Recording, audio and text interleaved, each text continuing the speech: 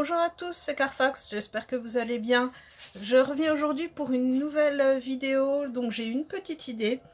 Comme je lis de plus en plus de livres, j'ai commencé à regarder des séries diverses qui n'entrent pas dans le thème asiatique. Donc j'en parle pas forcément sur le blog. Et je me suis dit que ça pourrait être sympa d'en parler en vidéo. Donc pour vous montrer un peu d'autres choses qui vous plairaient peut-être. Donc voilà, il y aura plusieurs thématiques dans cette vidéo. J'espère que ça vous plaira.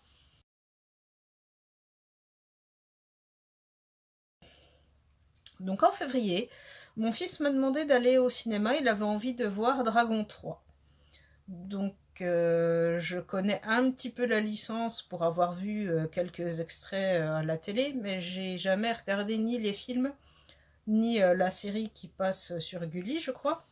J'étais un peu étonnée de sa demande, mais bon, comme le film passait dans le cinéma de notre ville, qui pratique des tarifs plutôt intéressants, j'ai cédé.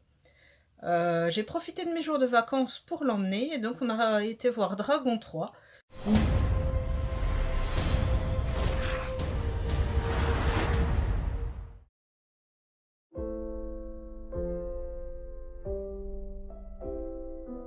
Quand j'étais petit, le monde grouillait de dragons. Rares sont ceux qui savent où ils sont allés. Notre histoire a changé le monde à jamais. Habituellement, je n'aime pas les films en 3D. Ça me fait mal aux yeux. Enfin, j'ai du mal à rentrer dedans. J'accroche pas du tout. Alors que là, j'ai trouvé que celui-là était vraiment bien fait. Bon, au niveau de l'histoire, je connais un petit peu, mais j'ai trouvé ça vraiment sympa. C'est très bien pour les enfants, hein, quel que soit leur âge d'ailleurs. Pour les adultes aussi. D'ailleurs, dans la salle, il y avait un jeune homme qui était venu avec sa grand-mère. J'ai trouvé ça sympa. Il n'y avait pas que des enfants. Bref, c'est un très bon divertissement et je vous le conseille. Je ne regrette pas que mon fils m'ait fait cette proposition. De temps en temps, je regarde des DVD ou des films avec mon fils. Maintenant qu'il est ado, il commence à s'intéresser à tout ce qui est un peu fantastique et tout ça. L'année dernière, il avait découvert les Gremlins. Il avait trouvé ça marrant, il avait bien aimé. Et ça m'avait fait penser au film Beetlejuice de Tim Burton. Je m'étais dit que il aimerait bien, puisque c'est un peu le même style d'ambiance, un peu fantastique, tirant sur l'horreur et aussi avec de l'humour. Donc je suis tombée par hasard sur le DVD à la bibliothèque de ma ville. Donc je l'ai emprunté et on a finalement trouvé le temps de le regarder la semaine dernière. From the director of Pee-wee's Big Adventure, Adam and Barbara are ghosts. What's the good of being a ghost if you can't frighten people away? Their house is being haunted by the living. Maybe the house could use a little remodeling. And they can't scare them into leaving. They're dead. It's a little late to be neurotic. So they're calling on Beetlejuice. Beetlejuice, Beetlejuice, Beetlejuice! Who's no ordinary ghost. You don't want his help. Can you be scary? What do you think of this? Now, the party's over. You want somebody out of the house? I want to get somebody out of your house. But the fun has just begun. It's showtime. Donc j'ai fait mouche, il a bien aimé ce film. C'est donc un film de Tim Burton. Il est assez vieux, il date des années 80, je ne sais plus exactement l'année. Mais peut-être que vous connaissez, peut-être pas. Donc je vous le conseille. Comme vous savez, j'aime beaucoup Tim Burton. Donc n'hésitez pas à me dire si vous connaissez, si vous aimez.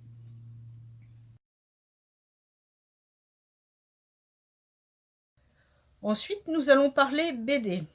Donc c'est vrai que je lis très peu de BD occidentales parce que déjà j'aime pas le format, j'accroche pas toujours au dessin. Bon, ça m'arrive, mais c'est plutôt rare. Et là, j'étais tombée sur Facebook sur des planches issues de Bloody Harry. Donc c'est une BD parodique de Harry Potter. Elle se compose en 2 tomes. Donc voici le premier tome Et voici la couverture du second tome. Donc comme on le voit, c'est parodique et assez sanglant. Donc c'est pas vraiment destiné au jeune public. C'est écrit quand même que c'est à partir de 10 ans. Pour certaines planches, je trouve que c'est un peu juste, hein. Moi, j'aurais dit plutôt à partir de 14, voire même 15 ans. Donc c'est français, c'est par Alexandre Arlen. Mais c'est vraiment sympa si vous aimez l'univers d'Harry Potter et que vous avez l'humour un peu noir, on va dire, vous allez adorer. Je vous mettrai une planche ou deux pour vous montrer. Mais c'est vraiment super sympa. Donc chaque livre coûte 15 € si je ne me trompe pas.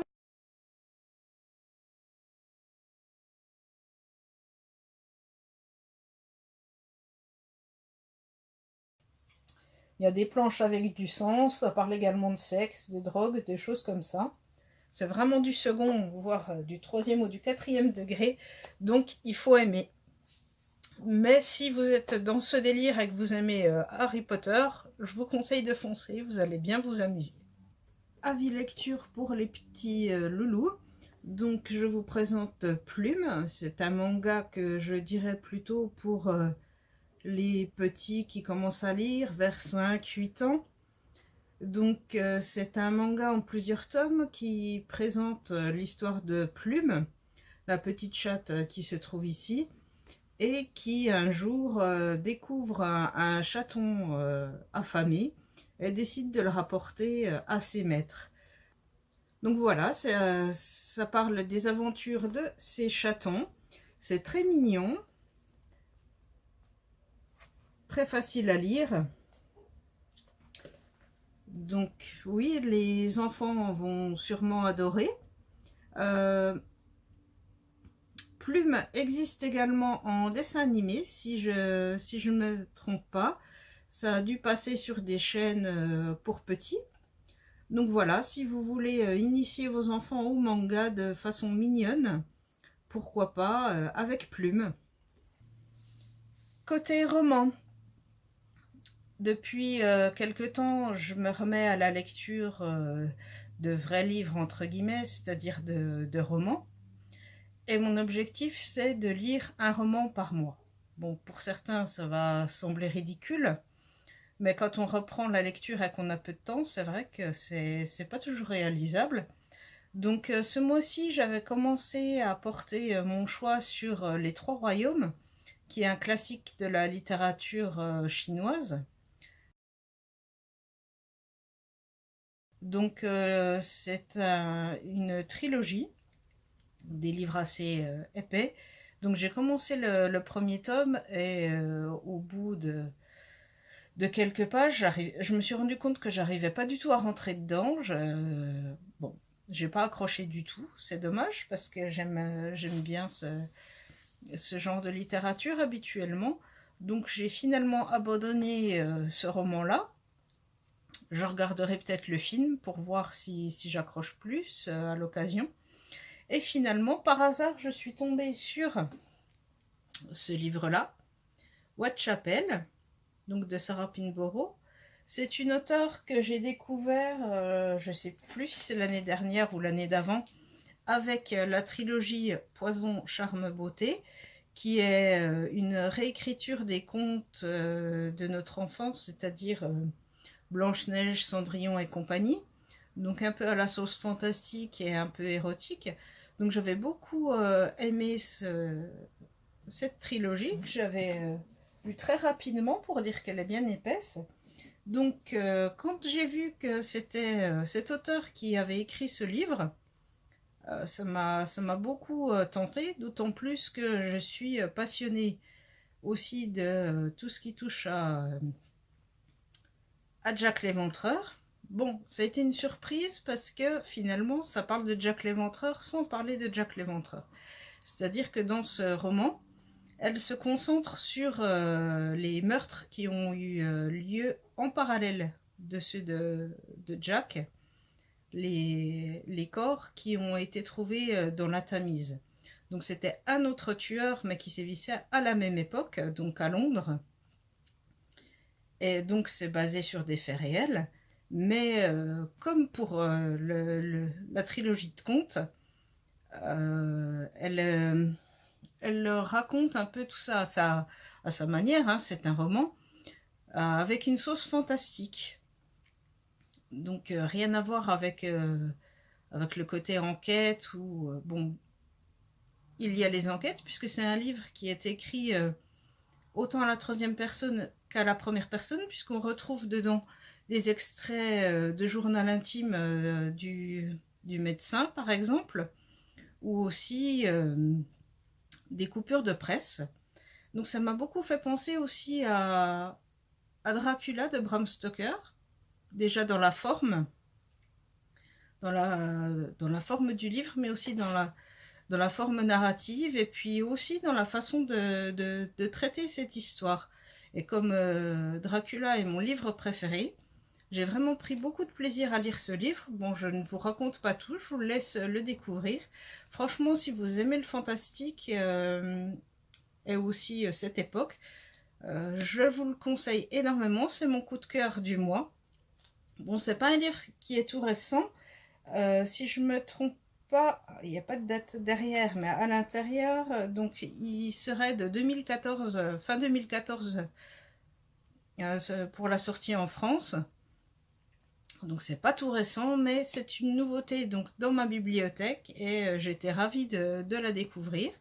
J'ai vu qu'ils avaient d'autres livres de cet auteur, donc je vais attendre un petit peu, mais je pense reprendre des livres d'elle. Elle écrit vraiment très bien, et je vous conseille vraiment de tester si vous aimez ce genre.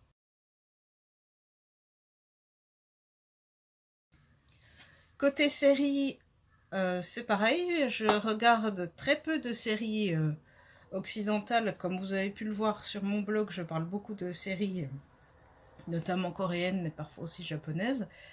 Mais je me remets tout doucement aux séries occidentales, comme je suis abonnée à Netflix, comme vous le savez.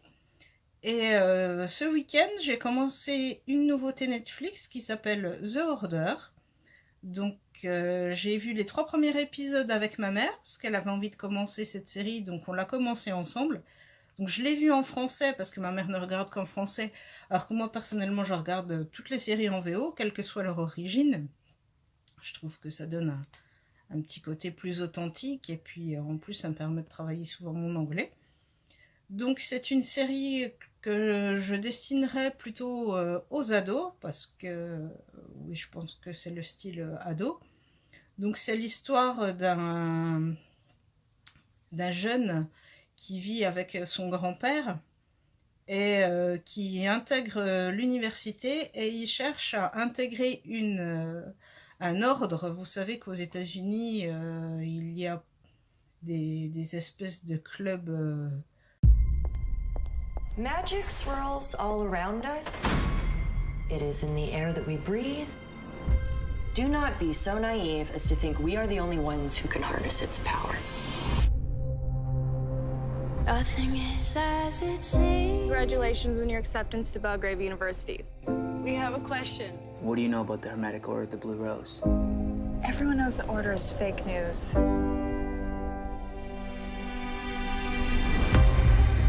You're about to start the biggest adventure of your lives. What is reality? It appears you've been summoned. Will you heed the call? Yes. We'll be expecting great things from you. Ce garçon cherche à rejoindre cet ordre pour pouvoir atteindre son père. On ne sait pas exactement ce qui s'est passé, mais visiblement la mère du garçon s'est suicidée à cause du père, et donc le grand-père et le jeune veulent se venger. Donc j'en dis pas plus, parce que tout d'abord j'ai vu que les 3 premiers épisodes, et donc il y a tout le côté un peu mystique des ordres, des rites de passage, toutes ces choses-là qu'on retrouve dans les universités américaines. Et il y a aussi tout le côté fantastique, parce que Certains pratiquent la magie dans cet ordre, et puis à un moment, le garçon croise des loups-garous. Alors, est-ce que c'est une vision? Est-ce que c'est un vrai loup-garou? Je ne vous en dirai pas plus. Mais c'est vrai que c'est une série fantastique au sens littéraire du terme, qui se laisse regarder. C'est pas trop mal, c'est pas la série de l'année, mais pour les personnes qui aiment bien se détendre devant une petite série pas trop prise de tête, pourquoi pas. J'ai récemment terminé un drama coréen qui s'appelle Memories of the Alhambra. Donc c'est une exclusivité Netflix. Je vous en ai parlé récemment sur le blog, donc je ne vais pas trop m'étendre ici, mais vu que c'est un coup de cœur, je vous mets le lien de l'article si vous avez envie de voir, et un petit extrait.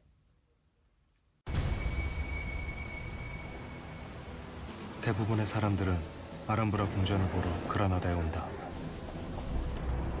그러나 나는 다른 걸 보러 여기에 왔다. 아람브라보다 더 신비로운 것.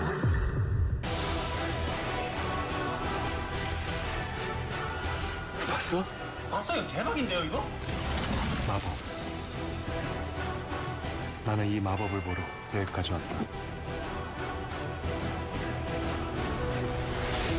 Voilà, c'est tout pour cette revue mensuelle. J'espère que ça vous plaira, que ça vous aura donné envie de découvrir, que ce soit des livres, des séries, des films. Après, j'attends vos suggestions aussi. Si vous aimez ce genre de vidéos, je vous en ferai une régulièrement pour vous présenter un peu ce que je regarde. Et j'attends bien sûr aussi vos conseils. Souvent, on ne regarde pas les mêmes choses, et en allant sur vos blogs, je découvre des séries ou des choses qui me font envie. Donc voilà, j'espère que ça vous aura plu. Je vous souhaite une bonne journée et je vous dis à bientôt pour de nouvelles vidéos.